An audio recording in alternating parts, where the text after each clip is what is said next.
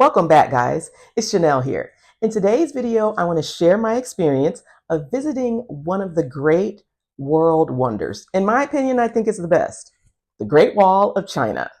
This is my first time talking about China to you guys. I know the visa requirements are strict, so I really just want you to watch as I share my experience of visiting the Great Wall. In the future, I will give you all of the details that you need to visit China as a tourist. When I went to the Great Wall, I was living in China at the time. I was teaching. And so how I got to the Great Wall, I flew to Beijing from Hangzhou.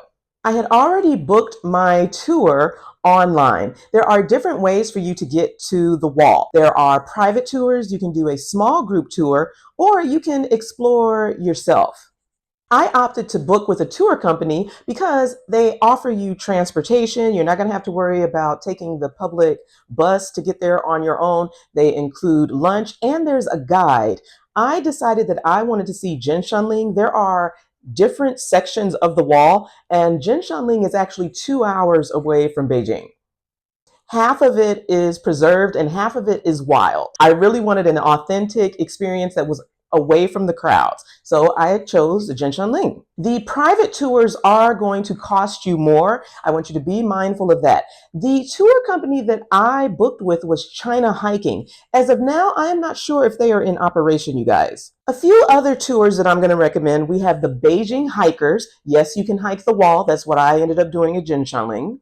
I also have the GW Adventure Club. You want to make sure that these companies are legit. China can have some scammers online, especially with the firewall, VPN, all of that. So you want to make sure that it is an active tour company. You can check their socials, Instagram, Facebook. You can actually try to call them if you have WeChat. That's the way that you can communicate. Our socials that we like are banned in China. I'm gonna do another video on this, y'all. I've already been there, so I kind of knew how to move around. And some of these tours offer day trips. You can hike and camp too. So again, it depends on your level of fitness and the type of adventure that you're looking for. So once I flew into Beijing, I knew that they had the Airport Express. Most of you will land into Terminal 2 or Terminal 3. From there, you're gonna take the Airport Express for 25 RMB, that's a Chinese yuan, and you're gonna go straight to Beijing City Center.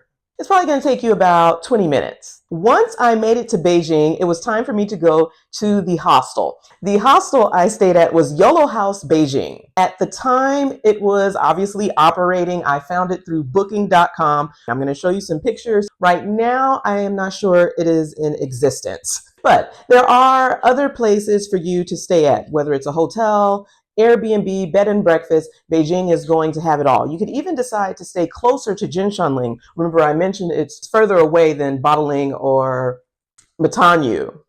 Once I arrived and I told them my plans of hiking the Great Wall and going to Jinshanling, one of the girls that was taking care of the room, she was like, why don't you just book with us? You know that hostels are going to have better deals, especially for China. Why book online with these companies? So I paid around $100 for my Great Wall tour, and I'm sure I would have been able to get it significantly cheaper booking directly with them. This was the day that I had to go. I couldn't move around dates.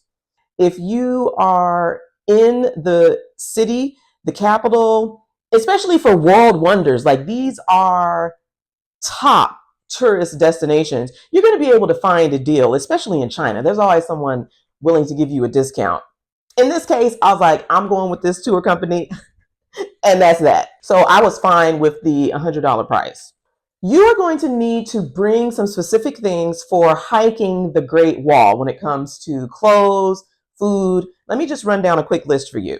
Food is limited, like you're just out in nature. So I would bring a small backpack. The one that I had was not small. It was empty, but still I was kind of lugging it around. I really wish that I had something that was a little more lightweight. You're probably going to want to bring your own water. I had my portable water bottle, and it was up to a liter. I saw some people that just had the small, 20-ounce bottles of water. That's not going to last you. We were out hiking for 3 hours, so you're going to run out of water quickly. So you want to make sure that you have enough water to hold you. Bring some snacks, some carbs that are going to fuel you while you are hiking.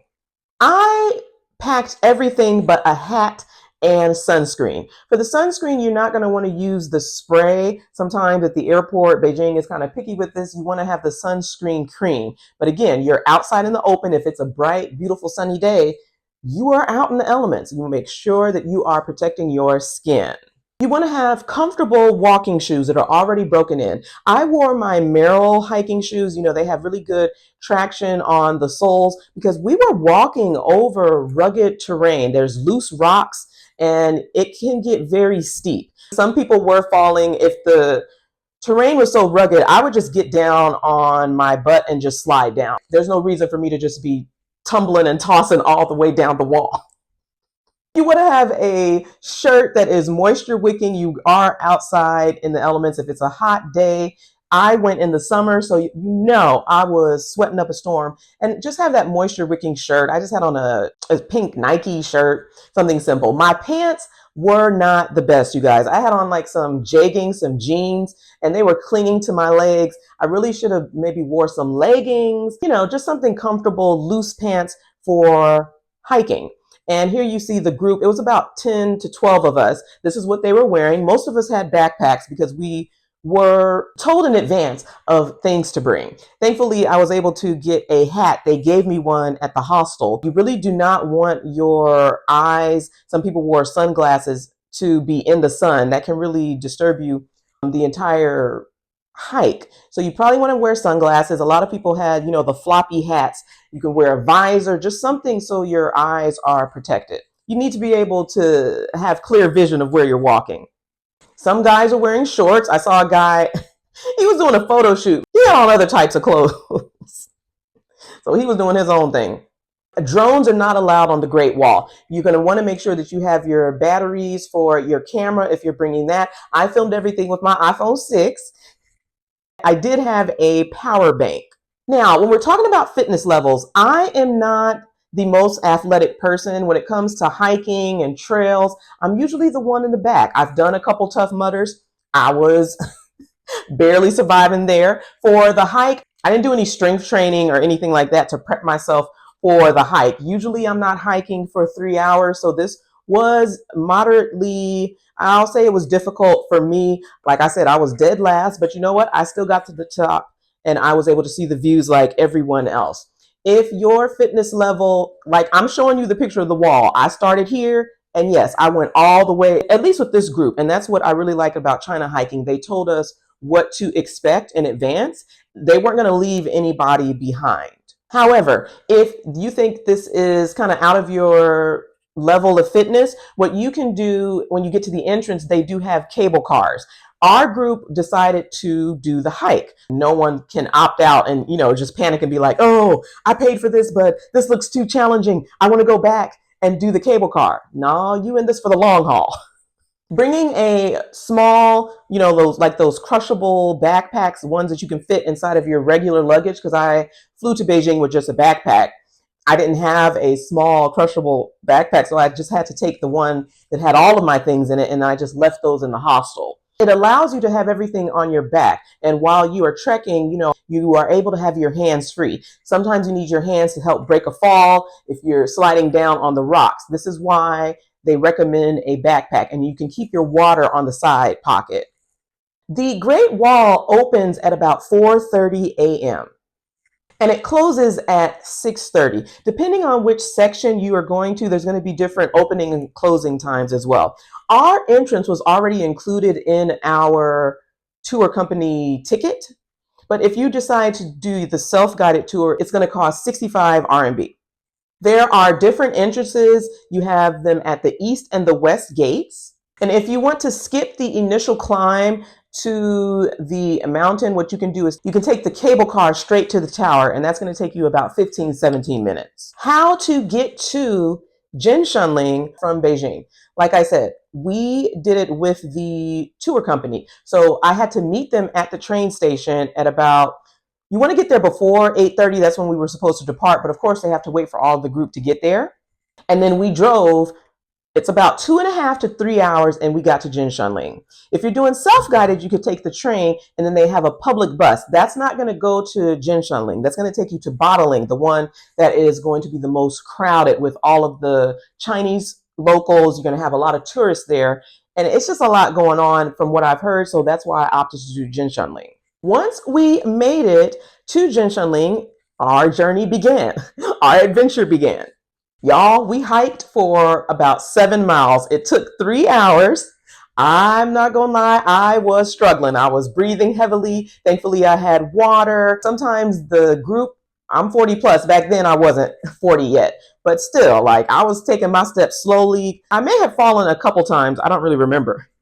But once you see the loose rocks falling under your feet as you're walking, you start to get a little uncertain. The Great Wall of China, it was built as a defense system to protect the northern borders of China.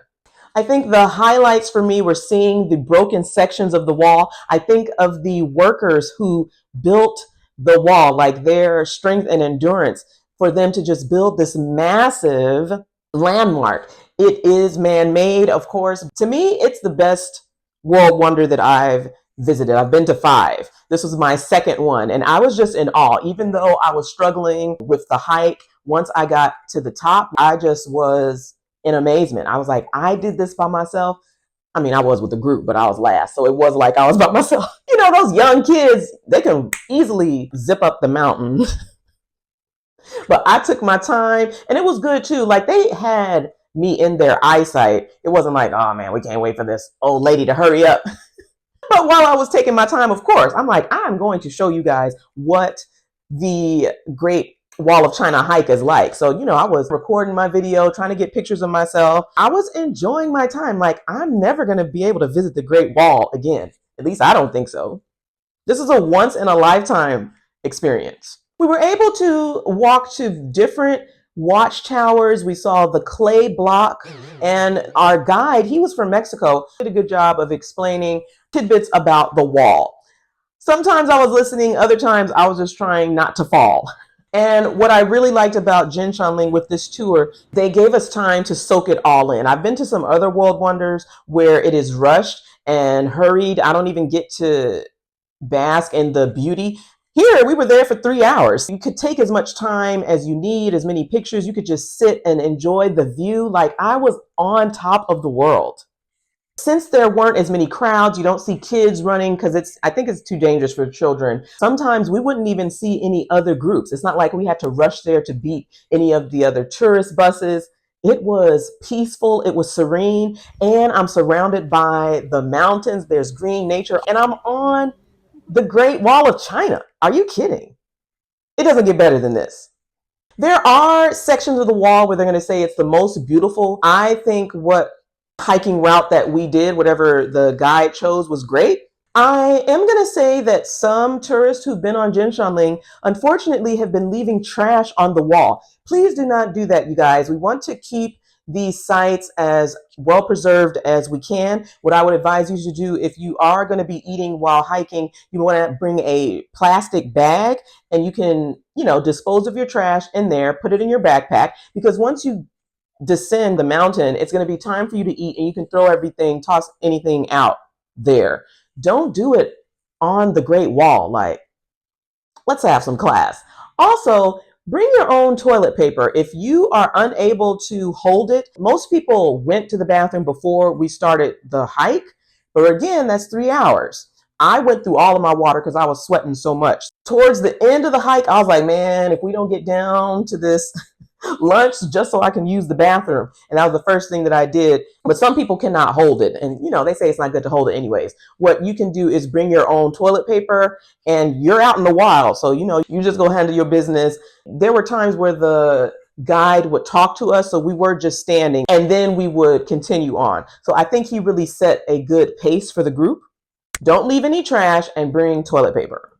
I really enjoyed exploring the ruins of the original wall. From the scenic views, being able to look at the watchtowers, they look so far, and I was like, are we going that way? He's like, yes. There's no turning back. You just have to keep going. Being able to see the panoramic views of the mountains, it was absolutely stunning. Yes, there was steep terrain. Make sure that your shoes are tied, and I think you are going to be fine. Just pace yourself. If you get too winded, you can take a break. They are going to at least look back. I know some of the younger guys, they would look back and be like, oh, you know, is she okay? Is she okay? There was another lady in front of me. I saw a couple people did fall. So either you help them up, but then you could tumble too. So just kind of be aware. Y'all know I'm clumsy. Maybe you don't. I am clumsy. I fall a lot. I will bruise myself. And after this hike, the next day, I was done for. My legs felt like jelly. I didn't really stretch too much, and I was sore. My legs were very sore. So that's another tip. If you are visiting Beijing for the first time and you have time to visit the Great Wall, put that towards the end of your trip.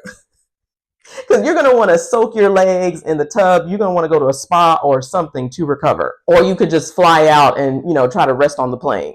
Because, baby, my legs were finished. The watchtower, one of the ones that I think we were able to see was the Hochinku.